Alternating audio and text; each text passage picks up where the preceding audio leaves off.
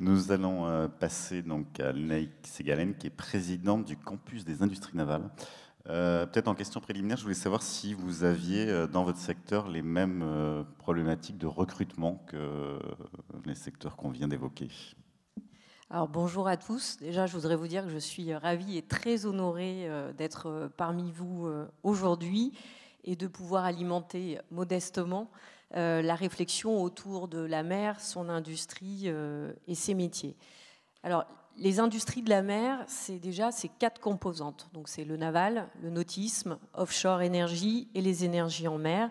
Et effectivement, je ne vous ferai pas de scoop aujourd'hui. Cette filière doit faire face également à des problématiques de recrutement et de compétences clés, principalement sur les métiers d'ouvriers et techniciens.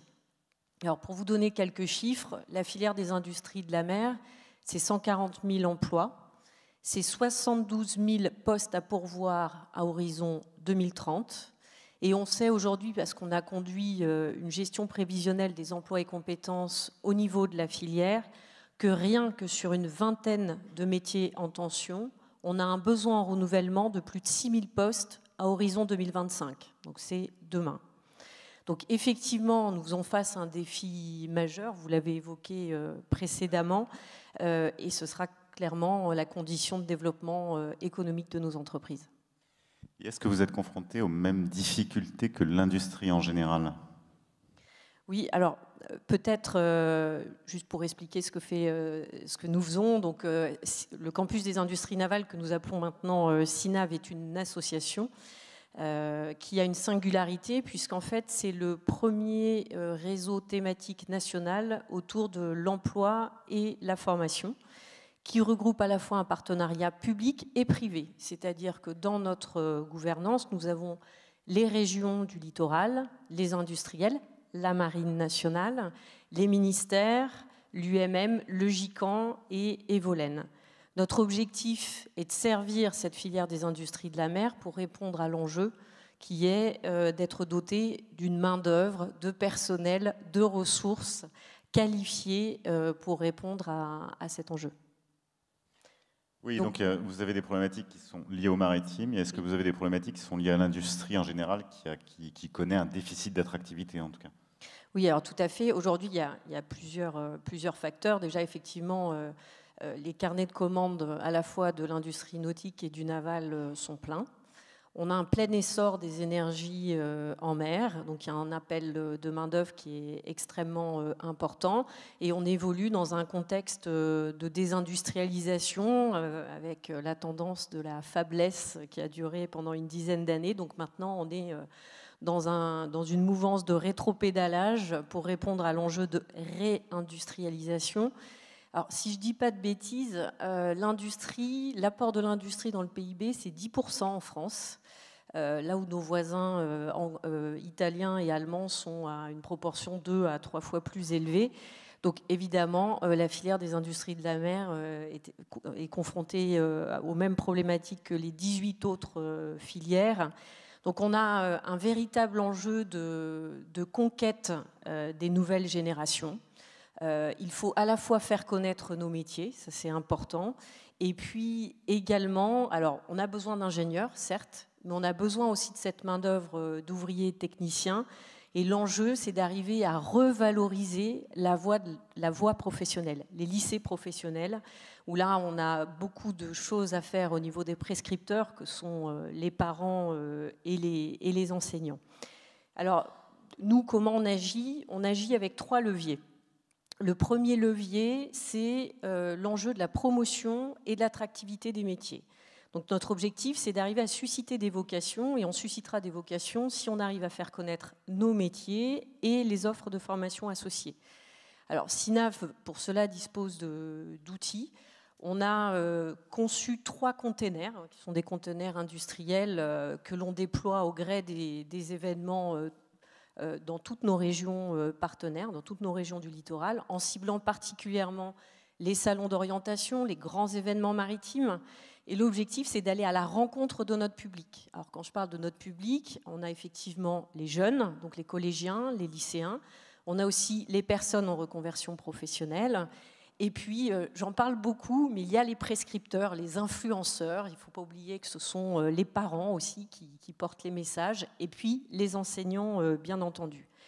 On dispose aussi d'un outil absolument formidable. Si vous avez l'occasion de passer à Brest, alors je sais que ce n'est pas une ville de passage, mais enfin bon, je serais ravie en tout cas de vous y accueillir au Capucins, au plateau des Capucins, où là nous avons un showroom de 250 mètres carrés qui nous permet d'accueillir du public autour d'un parcours innovant où on les plonge dans de la réalité virtuelle, de l'escape game, etc., de manière à allier, on va dire, le ludique et puis la découverte de nos métiers. Moi, je crois personnellement beaucoup à cet outil-là.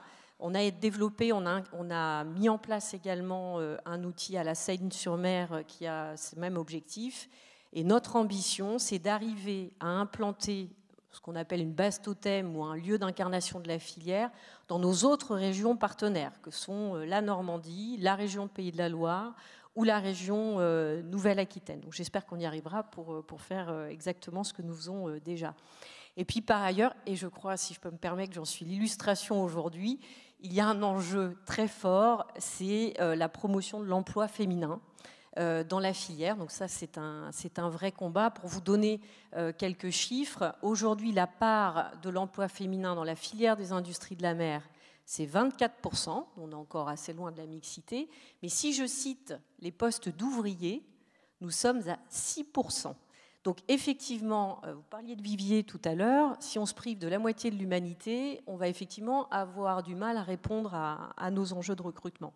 Donc pour ce faire, on travaille alors en partenariat avec des associations, on travaille avec le cluster maritime français bien entendu, Vista, Elle Bouge, je vois Karine Tramier, oui, et Volène également.